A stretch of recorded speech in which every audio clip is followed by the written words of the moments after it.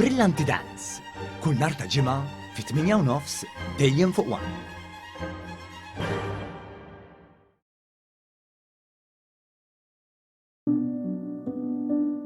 Tlifna protagonist u aġent tal-modernizzazzjoni ta' Malta.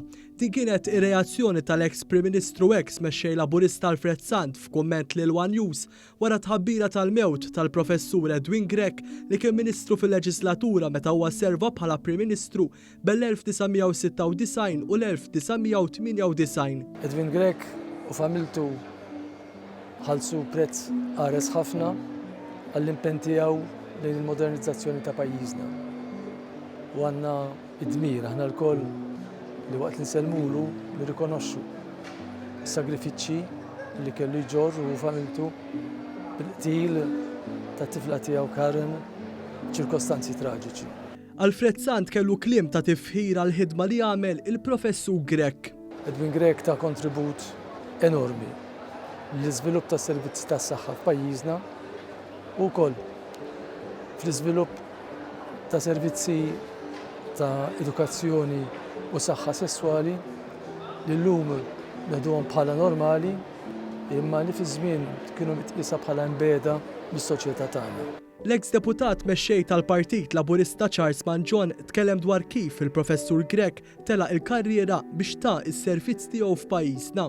Kien ġie f'pajjiżna fl-eqqel tal-battalja biex aħna il-Partit Laburista dak iż-żmien immexxi minn Domingo Mintoff iwaqqaf is-saħħa b'xejn fejn kellek il-forzi kollha inkluż l-Oppożizzjoni Nazzjonalista kontra tagħha. U hemmhekk da telaq karriera minn barra u ġie biex jgħin il-poplu Malti. U hemmhekk melli smajt l-aħbar mill-ewwel da bniedem li verament iħobb il-pajjiż. Kont nafu bħala il-vittma, il-missier li tilef il-bint naħseb f'dak il-qtil politiku definittivament anke l-qorti iddefinitu sew.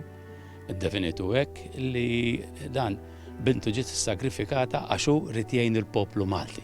Tkellimna wkoll mal-ex Ministru Gavin Gulija li tkellem dwar ir-relazzjoni li kellhom bħala kollegi fil-kabinett. Kien li jara żgħir. U naturalment jien kont infittex anki l-gwida tiegħu minħabba l-ewwel nett il-ġentilezza tiegħu, l-umaniżmu kbir tiegħu u allura parir politiku kont naf li qed nieħdu anka mill-perspettiva ġentili u umana tiegħu. Minkejja d-batijiet li għaddit minna kien persuna internament ferrieħi ħafna.